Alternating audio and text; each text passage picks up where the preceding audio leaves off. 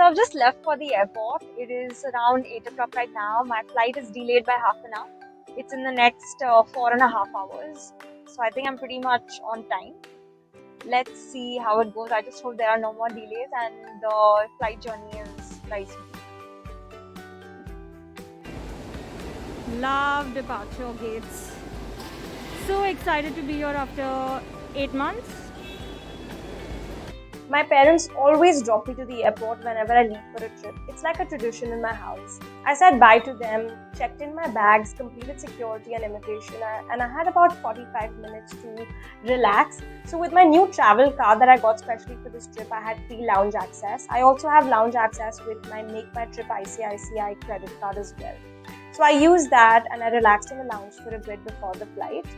The flight was completely full. I flew Vietjet, which is a low-budget airline, and there was no meal included, and it was quite an uncomfortable journey, to be honest. But somehow I just sucked it up and somehow managed to not crib too much about it because it was a very good price that we got for this particular flight. The first stop was Ho Chi Minh City in Vietnam.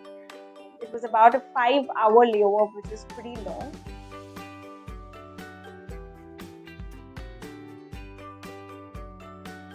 So I'm at the Ho Chi Minh airport in Vietnam. I traveled from Mumbai to Vietnam and I have a 5-hour layover here before I head to my final destination, which is Bali. I have another 5-hour flight from Ho Chi Minh to Bali. I'm traveling via jet, which is a low-cost airline, but I wouldn't recommend this if you're very big on comfort because the seats and everything are not very comfortable, and of course since it's a low-budget airline, you don't get all the facilities like food wasn't included, but the flights were really cheap. So if you're on a budget, then I would recommend this airline for sure, but if not, I would recommend taking like Etihad or British Airways. I will probably see you next in Bali.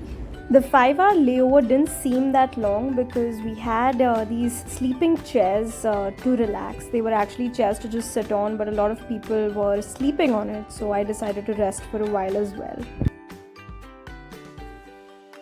The flight from Ho Chi Minh City to Bali was as uncomfortable as the first flight, but I didn't complain much and instead decided to sleep it off and woke up to the most magical airplane views.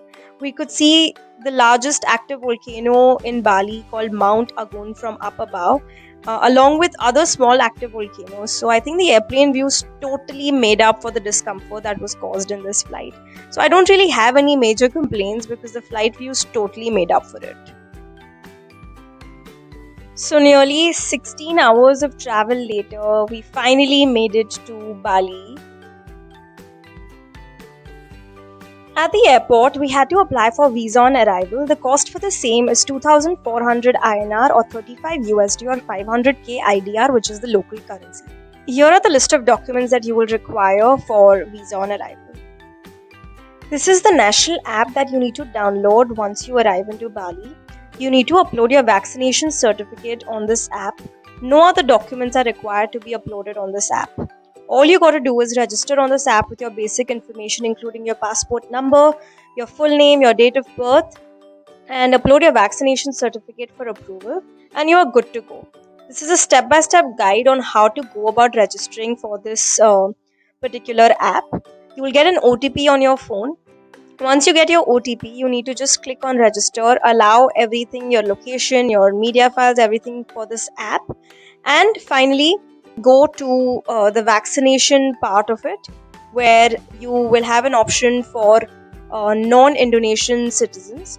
This is where you need to upload your vaccination certificate and it will be sent for approval. Once done, you can exit the app and you can show at the counter.